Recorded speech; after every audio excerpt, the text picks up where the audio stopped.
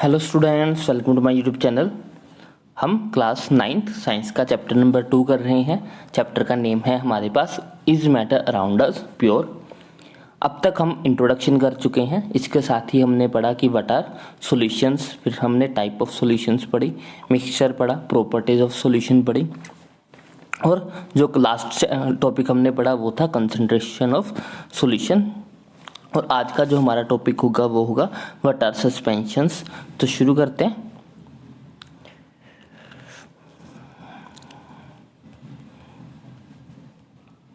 तो what is the suspension? Suspensions क्या होता है? सस्पेंशंस ऐसे हेट्रोजीनियस मिक्सचर्स होते हैं जिनमें सोल्यूट जो है वो मीडियम में पूरी तरह से डिसॉल्व नहीं होते। सोल्यूट के पार्टिकल्स मीडियम के अंदर या फिर कह लो कि सॉल्वेंट के अंदर जो है वो अनडिसॉल्व्ड रहते हैं और वो इधर उधर घूमते रहते हैं। तो सस्पेंशन सबसे पहले तो एक हेट्रोजीनियस मिक्सचर्स है। हमने जो है अब तक ये पढ़ा हुआ है कि जो मिक्सचर्स होते हैं वो दो तरह के होते हैं, होमोजीनियस एंड हेट्रोजीनियस। होमोजीनियस कौन से होते हैं? ऐसे मिक्सचर्स जिसमें जो हमारा सोल्यूट पार्टिकल्स होते हैं वो यूनिफॉर्मली जो है वो पूरे के पूरे मीडियम में जो है वो यूनिफॉर्मली डिसॉल्व होते हैं, हर जगह पे एक जैसे होते हैं, जैसे कि हमारा मीठा पानी हो गया। और अगर हम हेट्रोजीनियस की बात करते हैं तो उसमें जो है वो सोल्यूट पार्टिकल्स जो है वो यूनिफॉर्मली जो है वो पूरे मीडियम में यूनिफॉर्मली डिस्ट्रीब्यूट नहीं होते, कहीं पे ज़्यादा होते हैं कहीं पे कम होते हैं, वो बल्क की फॉर्म में रहते हैं। तो रीड करते हैं हम एक बार यहाँ पे। What is a suspension? Non homogeneous system like those obtained by the group C in the activity 2.2 in which solid are dispersed in liquid are called suspension। solids जो है वो लिक्विड में डिस्पर्स्ड हो जाते हैं। अ suspension is a heterogeneous mixture in which the solute particle do not dissolve but remains suspended through out the bulk of the medium. तो suspensions क्या है? सस्पेंशंस एक ऐसी हेट्रोजीनियस मिक्सचर्स हैं जिसमें सोल्यूट पार्टिकल्स जो है वो पूरी तरह से डिसॉल्व नहीं होते बल्कि मीडियम के अंदर सस्पेंडेड रहते हैं। सस्पेंडेड का मतलब होता है कि लटकते रहते हैं या फिर झूलते रहते हैं मीडियम के अंदर, कभी इधर कभी उधर। तो उसमें पूरी तरह से जो है वो उसमें डिसॉल्व नहीं होते। यहाँ पे बल्क का मतलब होता है, बल्क होता है एक ही जगह पे काफ़ी सारी चीज़ें वो पूरे मीडियम के में बल्क बना के इधर घूमते रहते हैं, कहीं पे ज़्यादा हो जाता है कहीं पे कम हो जाता है, तो वो बल्क की फॉर्म में रहते हैं। बल्क का मतलब होता है एक गुच्छा किसी चीज़ का। Particles of the suspension are visible to the naked eyes. जो हमारी सस्पेंशन के पार्टिकल्स होते हैं हम उनको अपनी नॉर्मल आइज से जो है वो देख सकते हैं। नेक्स्ट है हमारे पास प्रॉपर्टीज ऑफ सस्पेंशन। सस्पेंशंस की प्रॉपर्टीज क्या है? सबसे पहली प्रॉपर्टी तो यही है कि जो सस्पेंशंस होती हैं वो एक हेट्रोजीनियस मिक्सचर होती है। सेकंड प्रॉपर्टी है कि जो सस्पेंशन के पार्टिकल्स होते हैं उनको हम अपनी नेक्ड आइज से देख सकते हैं। The particle of the suspension can be seen by the naked eyes. Next are the particle of suspension scattered a beam of light passing through it and make it part visible। Next ये बता रहे हैं कि अगर हम किसी suspension solution में से, सस्पेंशन मिक्सचर में से लाइट को पास करवाते हैं तो जब लाइट उस मिक्सचर को पास कर रही होती है तो उस मिक्सचर के अंदर लाइट का जो पाथ होता है वो विजिबल हो जाता है। जैसा कि मैंने आपको बताया कि सस्पेंशन में पार्टिकल्स जो होते हैं वो विजिबल होते हैं, अपनी नेक्ड आई से भी हम उनको आसानी से देख सकते हैं। विजिबल होने का मतलब ये होता है कि उनका साइज जो होता है वो बड़ा होता है, तभी वो हम अपनी आई से देख सकते हैं। सपोज कि हमारे पास ये यहाँ पे एक बीकर है जिसमें हमारे पास सॉल्यूशन और ये उसमें पार्टिकल्स तैर रहे हैं, सस्पेंशन के पार्टिकल्स तैर रहे हैं। और जब हम इस पे लाइट रे डालेंगे, एक लाइट रे आई यहाँ से, हमने टॉर्च ली और टॉर्च से इस पे लाइट डाली, तो लाइट क्या करेगी? इस पार्टिकल से आके टकरा जाएगी और जैसी वो टकराएगी तो वो अपना पाथ को चेंज करेगी, जिसके कारण हमें उसके अंदर जो है वो उसका लाइट का जो पाथ है वो दिखना शुरू हो जाएगा, क्योंकि इसमें बहुत सारे पार्टिकल्स होंगे जो कि इधर उधर घूम रहे हैं और वो साइज में इतने बड़े तो हैं कि वो लाइट को रोक सकते हैं। उस पर लाइट आके टकराती है तो वो उसको रोक लेते हैं लाइट को, जिसके कारण हमें जो है वो उसका पाथ, लाइट का पाथ जो है वो विजिबल होना शुरू हो जाता है। जब लाइट उससे टकराती है तो वो अपना पाथ चेंज कर लेती है, इधर उधर जाती है, जिससे जो है वो हमें लाइट स्कैटर होती हुई नजर आती है। स्कैटर का मतलब होता है बिखर जाना। जब लाइट रे सीधी आ रही थी लेकिन पार्टिकल से टकराने के बाद वो बिखर जाती है, तो इसी को हम बोलते हैं कि जो सस्पेंशन के पार्टिकल्स होते हैं वो लाइट को स्कैटर कर देते हैं, जिसके कारण जो है हमें हमें उसका पाथ जो है वो विजिबल हो जाता है। मिक्सचर के अंदर जब लाइट क्रॉस कर रही होगी तो मिक्सचर के अंदर आपको लाइट का जो पाथ होगा वो नजर आएगा। जैसे कि आपने कई बार देखा होगा कि किसी हॉल में से अगर रोशनी आ रही हो, सूरज की रोशनी आ रही हो, तो उस हॉल में आपको डस्ट के पार्टिकल्स भी नजर आते होते हैं, उस लाइट में आपको डस्ट के पार्टिकल्स नजर आते होते हैं। वो भी सेम ऐसा ही प्रोसेस होता है, उसमें लाइट जो है वो डस्ट पार्टिकल्स पे जैसे टकराती है तो वो उसमें उसका पाथ जो है वो टकराने के कारण लाइट का जो पाथ होता है वो विजिबल होना शुरू हो जाता है हमें। तो थर्ड प्रॉपर्टी सस्पेंशन की ये है कि जो सस्पेंशन के पार्टिकल्स होते हैं वो लाइट को स्कैटर कर देते हैं, जिसके कारण सस्पेंशन के अंदर लाइट का जो पाथ होता है वो विजिबल हो जाता है। लाइट का जो रास्ता है वो हमें दिखाई देता है कि वो किस पाथ से जा रही है, क्रॉस कर रही है। नेक्स्ट है the solute particle settle down when suspension is left undisturbed. अगर हम किसी सस्पेंशन को अनडिस्टर्ब रख दे, मतलब कि उसे हिलाए ना, तो उसके जो सोल्यूट पार्टिकल्स होंगे वो धीरे धीरे जो है वो वहां पे उसके बॉटम पे सेटल डाउन होना शुरू हो जाएंगे, उसकी तली पे बैठना शुरू हो जाएंगे। That is a suspension is unstable. इसलिए हम ये कह सकते हैं कि जो हमारी सस्पेंशन होती हैं वो अनस्टेबल होती है। अनस्टेबल का मतलब है कि सस्पेंशन हमेशा नहीं रहते। आप पानी में मिट्टी डाल दो और उसे हिलाते रहो, जब तक तो आप हिलाते रहोगे तब तक तो जो मिट्टी है वो पानी में तैरती रहेगी, लेकिन जैसे आप उसको रख दोगे तो थोड़े टाइम बाद जो मिट्टी है वो उसकी तली पे बैठ जाएगी। तो वो स्टेबल सोल्यूशन नहीं बनाते, स्टेबल मिक्सचर नहीं बनाते। वो तब तक ही रहेंगे जब तक उसमें शेकिंग होती रहेगी। जब जैसे हम इन्हें शेक करना बंद करेंगे वैसे जो है वो सेटल डाउन हो जाएंगे और दोनों चीजें अलग हो जाएंगी। इसीलिए हम बोलते हैं कि जो सस्पेंशंस होती हैं वो अनस्टेबल होती हैं। They can be separated from the mixture by the process of filtration। इसको हम फिल्टर करके जो है वो हम दोनों चीजों को आपस में अलग कर सकते हैं।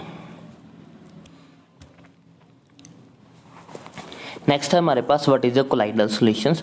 कोलाइडल सॉल्यूशंस भी जो है वो हमारे पास सस्पेंशन जैसी होते हैं, लेकिन इसमें जो पार्टिकल का साइज होता है वो थोड़ा छोटा हो जाता है। पार्टिकल का साइज छोटा होता है, इसमें हम पार्टिकल्स को देख नहीं पाते हैं।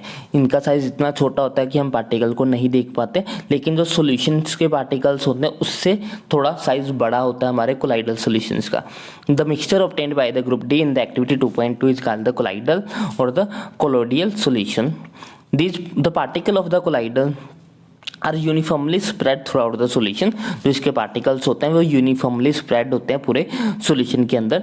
Due to the relatively small size of the particle as compared to that of the suspension, the mixture appear to be homogeneous।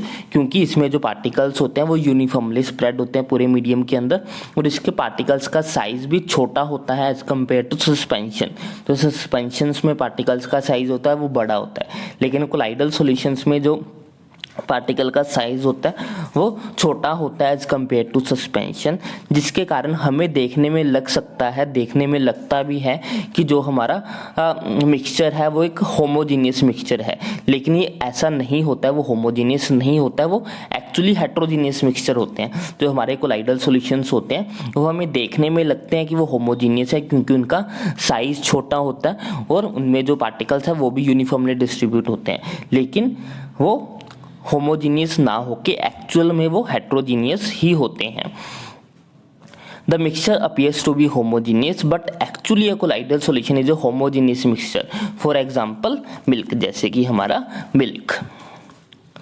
Because of the small size of the colloidal particles, we cannot see them with the naked eyes। क्योंकि इनके colloidal solution के जो particles का size होता है वो छोटा होता है, छोटा होने के कारण हम इनको naked eyes से नहीं देख पाते हैं। But these particles can be easily scattered a beam of light as observed in the activity 2.2। लेकिन जो हमारे colloidal के particles होते हैं वो इतने भी छोटे नहीं होते कि वो लाइट को स्कैटर ना कर सकें।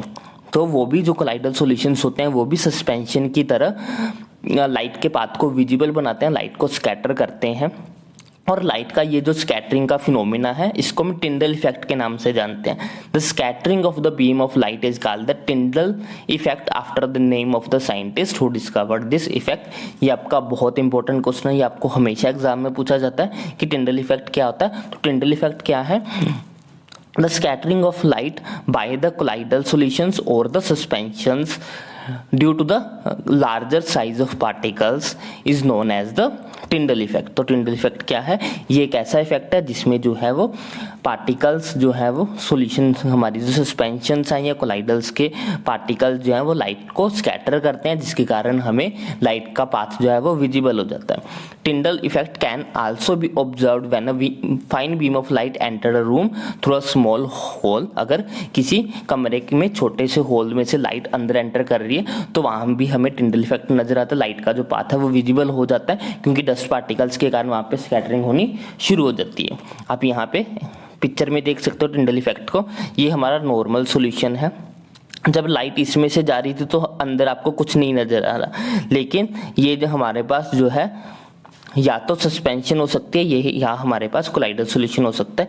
लेकिन जब इसमें से लाइट पास करी तो आप देखो यहाँ पे लाइट का पाथ जो है वो इतना सा पाथ जो है वो विजिबल है, वहां पे हमें दिख रहा है कि हाँ इस वाले पाथ से लाइट जा रही है।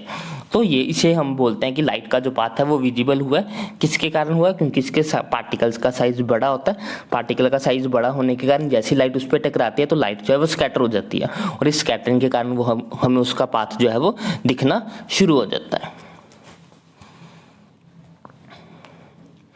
Tyndall effect can also be observed when sunlight passes through the canopy of a dense forest। आपने ये भी देखा होगा, जैसे कि इस पिक्चर में दिखाया जा रहा है, जब ऊपर फॉरेस्ट पेड़ों के बीच में से जब लाइट जो है वो एंटर कर रही होती है जंगल के अंदर, तो वहां पे भी हमें कुछ कुछ जगह पे जो है वो लाइट का पाथ विजिबल हो जाता है, जिसको हम टिंडल इफेक्ट बोलते हैं।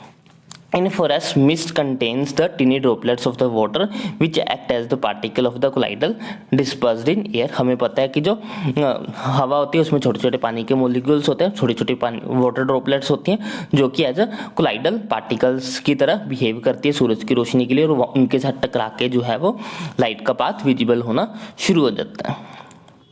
नेक्स्ट है हमारे पास प्रॉपर्टीज ऑफ कोलाइडल। कोलाइडल्स की क्या क्या प्रॉपर्टी है? पहली प्रॉपर्टी तो यही है कि it is a heterogeneous mixture. Homogeneous नहीं है, दिखने में जरूर लगता है ये होमोजीनियस, लेकिन ये हेट्रोजीनियस मिक्सचर होता है। The size of particle of a colloidal is too small to be individually seen by the naked eyes. इनके पार्टिकल्स का साइज इतना छोटा होता है कि हम इनको अपनी नेकेड आइज से नहीं देख सकते हैं। Colloidals are big enough to scatter a beam of light passing through it and make its path visible. लेकिन जो कोलाइडल के पार्टिकल्स होते हैं वो इतने बड़े होते हैं कि वो लाइट के पाथ को ऑब्स्टैकल कर पाते हैं, उसको स्कैटर कर देते हैं, जिसके कारण जो लाइट का पाथ है वो विजिबल होता है। They do not settle down when left undisturb, that is a colloidal is a quite stable. लेकिन अगर हम कोलाइडल सॉल्यूशन को अनडिस्टर्ब रख दें, उसको हिलाएं मना, तो ऐसा नहीं है कि जो कोलाइडल के पार्टिकल्स होंगे वो सेटल डाउन हो जाएं। ऐसा नहीं होता, कोलाइडल के पार्टिकल्स जो है वो सेटल डाउन नहीं होते, जिसके कारण हम कहते हैं जो कोलाइडल्स हैं वो हमारे पास एक स्टेबल सॉल्यूशंस हैं। नेक्स्ट है हमारे पास they can not be separated from the mixture by the process of filtration. हम फिल्ट्रेशन की हेल्प से जो है वो इनको आपस में अलग अलग नहीं कर सकते, but a special technique of separation known as the centrifugation can be used to separate the colloidal particle. लेकिन हम सेंट्रीफ्यूगेशन की हेल्प से जो है वो कोलाइडल सॉल्यूशन के पार्टिकल्स को अलग कर सकते हैं। जैसे कि आपने देखा भी होगा कि मिल्क से जब घी निकालते हैं, मक्खन निकालते हैं, तो उसको रिड़का जाता है, उसको घुमाया जाता है। जब उसको घुमाते हैं तो तेजी से घूमने के कारण उसके जो पार्टिकल्स होते हैं वो उसके बाउंड्रीज पे इकट्ठा होना शुरू हो जाते हैं, तो उसी प्रोसेस को हम सेंट्रीफ्यूगेशन बोलते हैं। तो सेंट्रीफ्यूगेशन की हेल्प से जो है वो हम कोलाइडल के पार्टिकल्स को सेपरेट आउट कर सकते हैं। The component of a colloidal solutions are dispersed phase and the dispersion medium। जैसे कि हमने सॉल्यूशन में जाना था कि सॉल्यूशन में दो चीजें होती है, एक सोल्यूट और एक सोलवेंट। इसी तरह हमारे पास जो कोलाइडल सॉल्यूशंस होते हैं उसमें भी दो चीजें होती है, एक डिस्पर्स्ड फेज और एक डिस्पर्शन मीडियम। एक डिस्पर्स्ड फेज और दूसरा डिस्पर्शन मीडियम। जो चीज घुलती है, मान लो कि जैसे कि सोल्यूट, जो चीज सोल्यूट है उसको हम डिस्पर्स्ड फेज बोलते हैं, और जो चीज सोलवेंट है उसको हम डिस्पर्शन मीडियम बोलते हैं। आप अगर कंपेयर करना चाहो तो सोल्यूट को हम कोलाइडल के केस में डिस्पर्स्ड फेज बोल देते हैं, और सोलवेंट को हम डिस्पर्शन मीडियम बोल देते हैं। या फिर आप ऐसे जान लो कि जो चीज घुलती है उसको हम डिस्पर्स्ड फेज बोलेंगे, और जिसमें घुलती है उसको हम डिस्पर्शन मीडियम बोलते हैं।